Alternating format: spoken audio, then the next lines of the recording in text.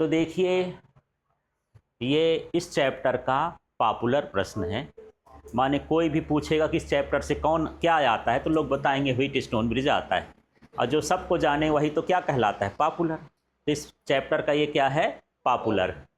प्रश्न क्या है, व्हीटस्टोन सेतु में R2/R1 बराबर R4/R3 स्थापित करिए जहां संकेतों का सामान्य अर्थ है। अब गजब की बात यह है कि एनसीईआरटी ये पढ़ाता है, लेकिन पेपर बनाने वाले पुराने पैटर्न में ही बना देते हैं। वो लिख देते हैं इसी को P/Q बराबर R/S सिद्ध करिए। तो आपको भी अपना दिमाग चलाना है।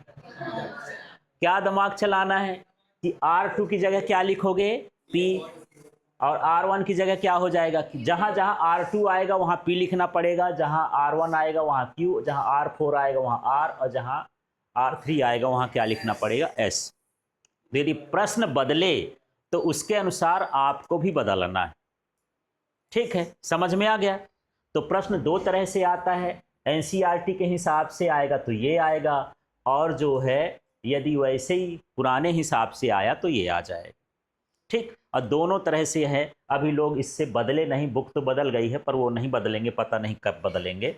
तो देखो अब इस प्रश्न को प्रश्न करने का तरीका क्या है, ये तरीका लिखा हुआ है, स्टेप्स है जिसको मैं रेसिपी बोल देता हूँ। पहले चित्र बनाना है, इसके बाद बिंदु बी पर हम क्या अभी केसीएल पढ़े हैं, केसीएल लगाएंगे, बिंदु डी पर केसीएल लगाएंगे, बंद जाल में केवीएल लगाएंगे, इस बंद जाल में केवीएल निकाल लगाएंगे, तुलना करने पर ये मेरे को मिल जाएगा। ठीक है, क्लियर हो गया। बस इतने स्टेप में काम करना है, आसान है। तो सबसे पहले चित्र बनाने का तरीका देखो, क्योंकि चित्र भी सरल समझ के मत करना। पहले देखो क्या करते हैं, अब इस केवल समझना है, बनाना नहीं है। एक पॉइंट यहां बनाए, यहां से गिन लेना, जो कॉपी में लाइन खींची रहती है ना, यहां से गिनते गिनते 7 लाइन आ जाना नीचे। कितने लाइन, 7 लाइन। 7 लाइन में यहां पर फिर बिंदी बना देना बिल्कुल सीध में। ठीक है, फिर इसमें गिनना, 7 लाइन का बीच लाइन कौन सा कहलाएगा, चौथा। 3 इधर 3 इधर, तो कितना हो गया, चौथी लाइन। फिर गिनोगे यहां पर चौथी लाइन, चौथी लाइन से फिर इधर जाना है। ठीक है, और फिर उतना ही दूर इधर जाना है, और इतना बिंदु बनाना। कितना जाना है आपकी मर्जी है, कॉपी के बाहर भर मत जाना। ठीक, ऐसा हो जाएगा। समझ में आ गया। तो पहला काम ये बिंदु बनाने का है। दूसरा, बढ़िया स्केल रख करके इसमें लाइन खींचना है, पर बीच बीच में क्या कर देना है, गैप बना देना थोड़ा थोड़ा। इसके बीच में प्रतिरोध घुसेंगे इस तरह से, ये इस तरह से इसमें क्या करना है, ये समझ में आ गया, गैप बना दिया। इसके बाद अब इसके बीच में क्या बनाना है, प्रतिरोध। तो कुछ लोग ऐसा ऐसा बना देते हैं, माने आप ऐसा करते हो जैसे दस्खत मार रहे हो, व्हीटस्टोन ब्रिज नो कर रहे हो। ठीक है, तो आपको दस्खत नहीं मारना है, दस्खत परीक्षा में मारना, वहां पर मिलेगा दस्खत मारने को। ठीक है, इसको बढ़िया आराम से एक लाइन ऊपर नीचे, ये ऐसा दिखना चाहिए, ऐसा प्रतिरोध। इसमें भी ये इस तरह से। ठीक है, ये एक बार पेन रखो, उसी को बस जल्दी जल्दी नहीं, थोड़ा सा प्रतिरोध ऐसे दिखे कि ये है, लगभग बराबर का दिखे, यूनिफॉर्म दिखे, ऐसा कर लेना है ना। समझ में आ गया। ठीक, अब इसके बाद यहां पर क्या करना है, एक सर्किट बनाते हैं इधर, और यहां पर आएंगे, एक इसके साथ हम लगा देते हैं सेल। ठीक है, एक बड़ी लाइन और एक छोटी लाइन। इसके बाद यहां पर थोड़ी सी गैप करना है, यहां से ले आते हैं यार ये।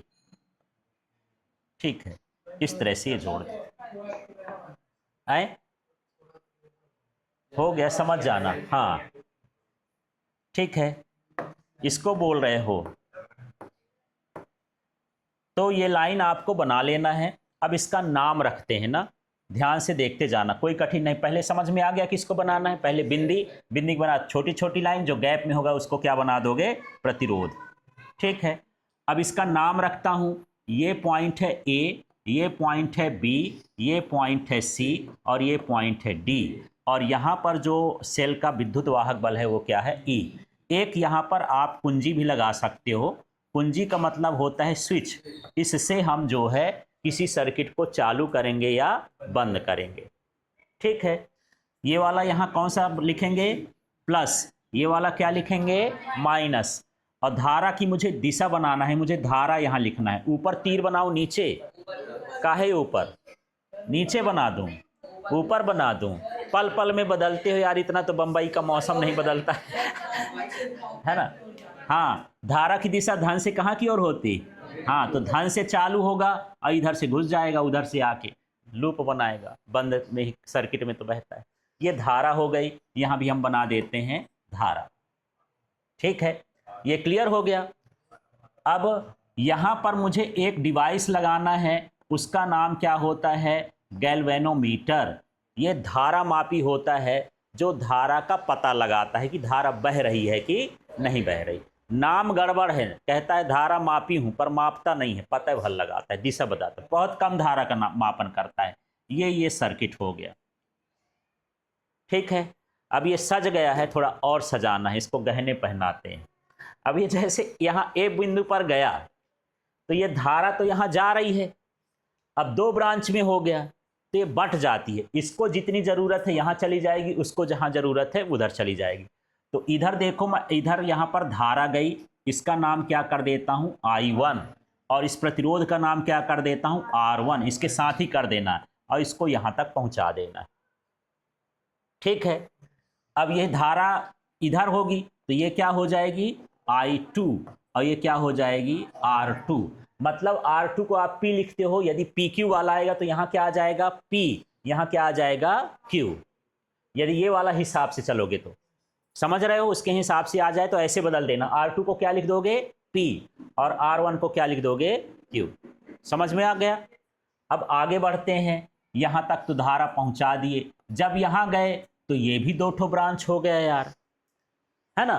तो जो इधर धारा जाती है वो है IG, माने G में धारा जा रही है, कैपिटल G में, तो IG हो गया। और यहाँ पर जो धारा है ये है I3, और ये क्या हो जाएगा? R3। ठीक है, अब यहाँ पर देखो, अब कौन सा बचा है? R4, तो यहाँ पर लिख दो I4, और ये क्या हो जाएगा? R4। ये धारा नीचे आ रही तो ये नीचे हो गया। अब जाके ये तैयार हो गया है इतने टाइम में। ठीक, अच्छा, अब ये जो यहाँ पर लगा है ये क्या है? अज्ञात प्रतिरोध। ये कौन सा प्रतिरोध कहलाया? अज्ञात प्रतिरोध। ये वाला जो प्रतिरोध है इसको बोलते हैं परिवर्ती प्रतिरोध। ठीक है, और ये जो दोनों है, ये वाले और ये वाले, ये कौन से हैं? ज्ञात प्रतिरोध। ठीक है, ये सारा काम हो गया है, चित्र बन गया है। इसी को देख करके अब क्या बनाना है? शब्द बनाना है। ठीक है, शब्द भी आसान है, पर ये व्हीटस्टोन कर क्या रहा है? ये कर रहा है कि कोई भी अज्ञात वस्तु है उसका प्रतिरोध पता करना है।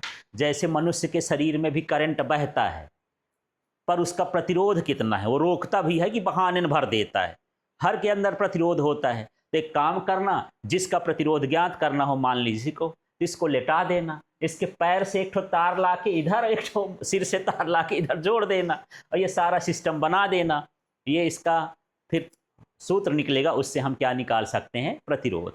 यदि इसका पता करना है तो इससे भी एक तार ला के यहाँ पर क्या करना है? जोड़ देना है। इसका क्या निकल आएगा? प्रतिरोध। माने जिसका मान ज्ञात करना हो, यहाँ पर हम उसको क्या करेंगे? जोड़ देंगे।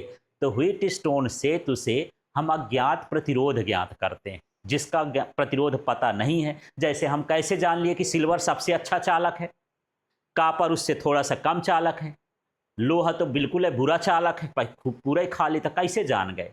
कोई जनबैया होगा ना इसमें, यही है ना। यहाँ पर लोहा लगा के देखेंगे, प्रतिरोध ज़्यादा है, बोले ठीक ठाक नहीं है यार इसका चालक। चांदी लगा के देख लेंगे, उतना ही बड़ा है ना, तो चांदी में कम प्रतिरोध है, माने अच्छा चालक है। इस तरह से हम किसी भी धातु का, इलेक्ट्रोलाइट का, हर का इसमें क्या ज्ञात कर सकते हैं? प्रतिरोध ज्ञात कर सकते हैं। समझ में आ गया इसका काम? ठीक है, अब चित्र चालू करते हैं।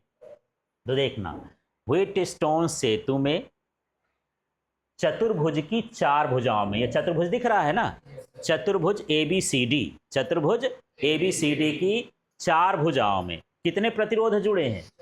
4 प्रतिरोध R1 R2 R3 R4 जोड़े गए हैं या जुड़े हैं, कैसा भी बोल सकते हो, जिसमें R2 और R1 ज्ञात प्रतिरोध हैं, R3 अज्ञात प्रतिरोध है और R4 परिवर्ती प्रतिरोध है। अब ये ज्ञात का मतलब ये है कि जिसका मान हमको पता हो। जैसे आप कोई चीज़ बाजार जाते हो तो तौलाने जाते हो, तो एक साइड तो पता रहता है कि 1 किलोग्राम है कि 200 ग्राम है कि 50 ग्राम है, तो एक साइड पता होता है और एक साइड लापता वाला होता है ना, तो उसको रखते हो। तो इस तरह से ये पते वाले प्रतिरोध है जिनका पता है कि 2 ओम 10 ओम कितना है। ये वाला परिवर्ती प्रतिरोध है जिसका मान आप अपने हिसाब से क्या कर सकते हो, बदल सकते हो। जब तक बैलेंस ना बने तब तक उसको क्या कर सकते हो, बदल सकते हो। और ये जो है ये कौन सा अज्ञात प्रतिरोध है जिसका मान हमको निकालना होता है। ठीक है, तो यही चीज लिखना है। फिर से बोलो, क्या यहां बोलो, व्हीट स्टोन सेतु में चतुर्भुज की 4 भुजाओं में, हाँ 4 प्रतिरोध, ABCD ना लिखो, चलो। व्हीट स्टोन सेतु में चतुर्भुज की 4 भुजाओं में कितने प्रतिरोध, 4 प्रतिरोध R1 R2 R3 R4 जुड़े होते हैं। ठीक है, जिसमें R1 R2 ज्ञात प्रतिरोध होता है, R3 अज्ञात प्रतिरोध होता है, R4 परिवर्ती प्रतिरोध होता है। ठीक है, अब इस चित्र को और देखते हैं। ये है इसका विकर्ण BD, विकर्ण BD के बीच धारामापी G जुड़ा होता है, और विकर्ण क्या है AC, AC के सिरों पर, अंदर नहीं, कहां पर, सिरों पर सेल E और कुंजी K जुड़ी होती।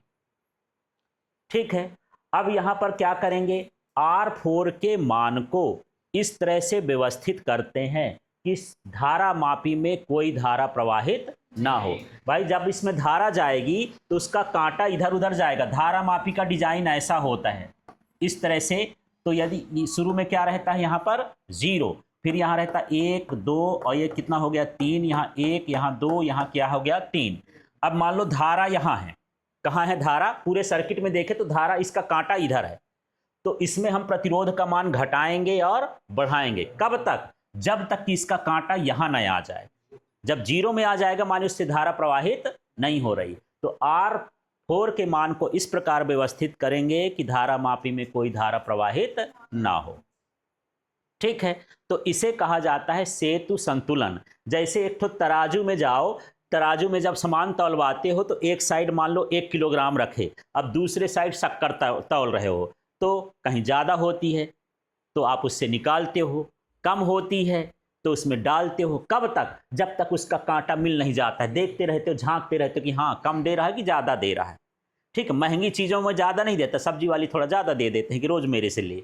ठीक है, पर आप सोना चांदी खरीदने जाओगे तो एक एक रत्ती का मिला लेंगे ना, बिल्कुल कम ना होना चाहिए, बिल्कुल ज़्यादा ना होना चाहिए, माने वो कैसा हो गया, संतुलन में हो गया। ठीक है, ऐसा यहाँ भी सेतु क्या हो जाता है, संतुलन, माने इधर का जितना प्रतिरोध है और इधर का जो प्रतिरोध है, दोनों आपस के प्रतिरोध बराबर हो जाते हैं। ठीक है, चलिए तो अब आपको बोलना है इस चित्र के बारे में। हाँ, व्हीट स्टोन सेतु में चतुर्भुज की 4 भुजाओं में 4 प्रतिरोध R1 R2 R3 R4 काम अलग जुड़े होते हैं।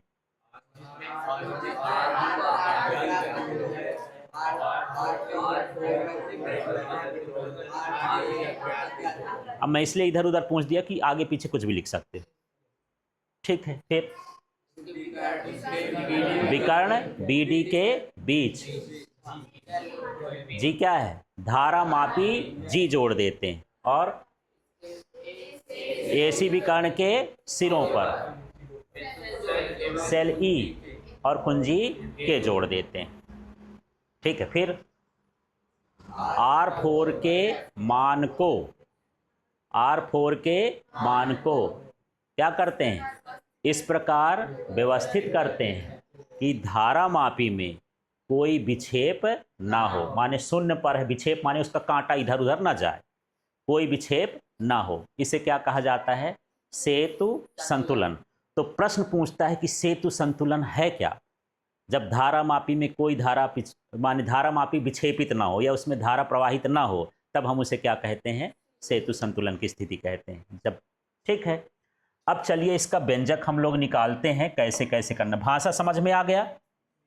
तो चलिए इसके भाषा को देखते हैं। एक बार और देख लेना। चित्र बन गया और चित्र के बारे में बता दिए। अब देखना है, हमारा पहला स्टेप हो गया, इसके हिसाब से काम करना है। ये हो गया ना। अगला स्टेप कहता है इसी को लिख देना, बिंदु बी पर केसीएल से या धारा के नियम से, है ना, किरचॉफ के धारा नियम से। हिंदी से लिखोगे, अंग्रेजी से लिख सकते हो, तो क्या लिख दोगे? केसीएल। तो बिंदु बी ढूंढो यार। मिला। नियम क्या कहता है? आने वाली धारा का योग और जाने वाली धाराओं का योग बराबर होता है। आने वाली धारा बताओ यहां से, I2। जाने वाली कौन कौन सी? I3 IG। तो माने I2 बराबर हो जाएगा I3 प्लस IG। यही लिख दोगे? ठीक है। तो यहां पर मैं हिंदी नहीं लिख रहा हूं, यहां पर बिंदु कहां पर निकाल रहे हो? बी पर। किससे? केसीएल से। कौन सी आ रही थी? I2। जा कौन कौन रही थी? I3 plus IG। अब ये हो गया I2 बराबर I3 हो गया, और ये फर्स्ट समीकरण हो गया। कौन गायब हो गया? काहे गायब हो गया? हाँ, लिखे हो सेतु संतुलन में धारा मापी में कोई धारा प्रवाहित नहीं होती। ये जो IG है धारा मापी की धारा है, तो यहाँ IG का मान कितना है? 0 है। किस स्थिति में? सेतु संतुलन में। ठीक है, कंडीशन लगा दी भैया ऐसा होगा तो ये गायब हो जाएगा। ठीक है। अब देखते हैं दूसरा स्टेप क्या कहता। अब किस बिंदु के पास पहुंचना है? ढूंढ लो चित्र में, चित्र ही सब बोलेगा। मिला? कौन आ रहा है और कौन जा रहा है? बस I1 आ रहा है। अच्छे से देखो यार, नजरें आपकी भटक रही। IG भी आ रहा है, I1 भी आ रहा है, और जा कह रहा है I। माने I1 प्लस क्या होगा? IG बराबर क्या हो गया? I4। समझ में आ रहा है? इस बिंदु को देख रहे हो? पकड़ ली, आंखें पकड़ रही हैं इसको। I1 और ये ऊपर से आ रहा है IG। तो यहां पर मैं लिखूंगा क्या? कौन सा बिंदु? डी पर। क्या है? I1 प्लस IG बराबर क्या है? I3। I4 था? 4। ठीक है। अब यहां पर हम G को फिर गायब कर देंगे। I1 बराबर क्या हो गया? I4। और ये मेरा कौन सा समीकरण होगा? दूसरा। यहां भी इसी को छाप देना है। बाकी छापने में तो होशियार हो। ठीक। अब देखो यहां पास अगला स्टेप चले। अब बंद जाल का मतलब क्या है? जहां से चलो वहीं पहुंच जाओ। यदि आपको ये भूल जाए कि ABDA था कि DBA था कि BCDA था, कोई गड़बड़ नहीं है। जैसा आपका मर्जी चले वैसा कर सकते हो। देखो मैं बंद जाल बताता हूं। कहां ए से चालू कर रहे हैं, लौट लाट के कहां आना है? A में। ABDA बंद जाल समझ में आया? अब किसी को भूल गया कि इधर से गए थे कि उधर से परीक्षा में, अब यहीं पर लटके हुए हो, मत लटकना, गिर जाना वहां से, है ना, सफल हो जाओगे।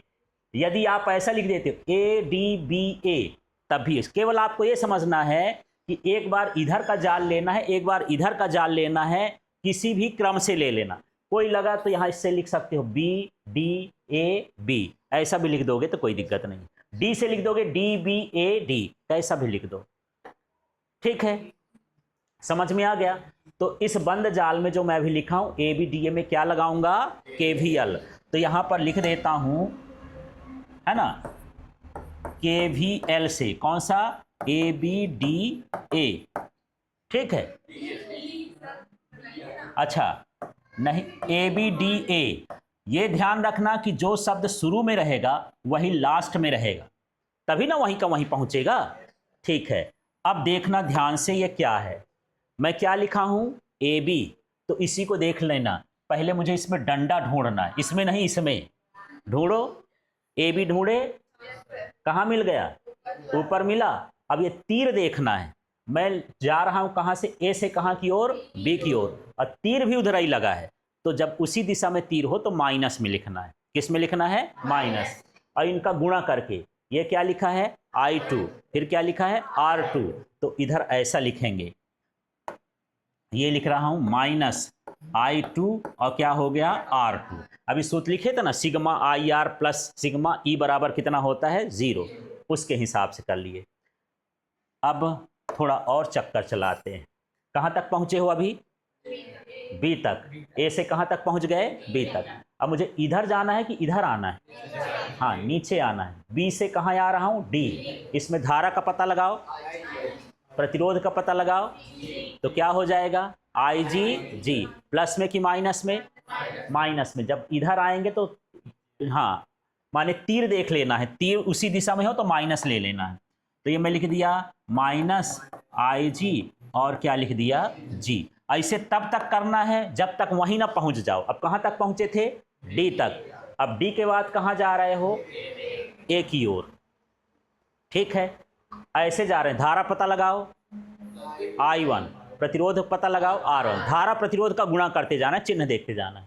अब मैं डी से कहां जा रहा हूं? ए। तीर उल्टा लगा है तो चिन्ह प्लस का हो जाएगा। क्या लिखूंगा? Plus I1 R1।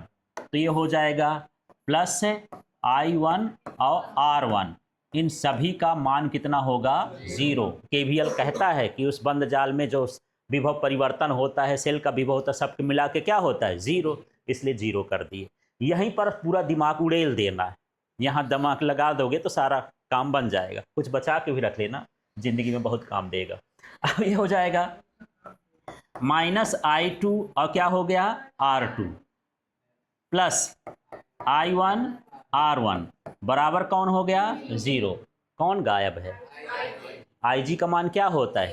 0। तो जब ये 0 होगा तो उसको भी 0 कर देगा, गुणा उसका 0 हो जाएगा। तो यहाँ पर वही लिखोगे, ये जो ऊपर लिखते हो IG बराबर 0 सेतु संतुलन में। ठीक है, अब इसको भेज दो उस पार, तो क्या हो जाएगा? ये I1 R1 बराबर क्या हो जाएगा? I2 अपॉन क्या हो गया? नहीं, I2 R2। ये माइनस वाला जाएगा तो प्लस में हो जाएगा। ठीक है, अब एक काम करते हैं, इसका I2 को इधर भेजेंगे और R1 को एक एक साइड उनका साथी बना देते हैं। भाई तुम अपने तरफ जाओ, हम अपने तरफ जाएंगे। ठीक है, ये जैसे तुम लोग बैठे हो, लड़की उधर लड़का इधर, तो I1 क्या हो गया? I2 अपने अपने अड्डे में रहना। ठीक है, यहाँ पर क्या हो जाएगा? R2 अपान क्या हो गया? R1। ठीक है, अब आपको ऐसे लगता है कि मुझे I2 अपान I1 निकालना है, वो भी निकाल सकते हैं। यहाँ भी कंफ्यूजन में नहीं होना, चाहे R1 बटे R2 आ जाए, चाहे R2 बटे R1 आ जाए, कोई दिक्कत नहीं। प्रतिरोधों का संबंध निकालना। ठीक है, इतना समझ में आ गया। ये मेरा तीसरा समीकरण हो गया। ठीक, अब मैं बोल रहा था कि कोई भी जाल ले सकते हो। ठीक है, तो देखो भटकी आत्मा जैसे काम नहीं करना है। मान लो आपने ले लिया BDAB, तो आप क्या लिखोगे? -IG into G। फिर ऐसे क्या लिखोगे? प्लस I1 R1 और इधर लिख दोगे तो प्लस -I2 R2 बराबर कितना हो गया? 0। फिर हल करके IG का मान 0 करके I1 बटे I2 निकाल देना। करना वही है, चाहे कोई भी जाल ले लेना, चिन्ह का ध्यान रखना है और प्रतिरोध और धारा का क्या करते जाना है? गुणा। ठीक है, अब इसके पास पहुंचते हैं। इसके पास मैं नहीं पहुंचूंगा, आपको पहुंचना है। बंद जाल क्या लिखा है भाई? हाँ, तो इतना भर गया। बंद जाल क्या था? CDBC। ढूंढो कहाँ है? CDBC। CBDC भी ले सकते थे, BDCB, बस इस तरफ एक बार, एक तरफ उस तरफ। ठीक है, डाउट तो नहीं है?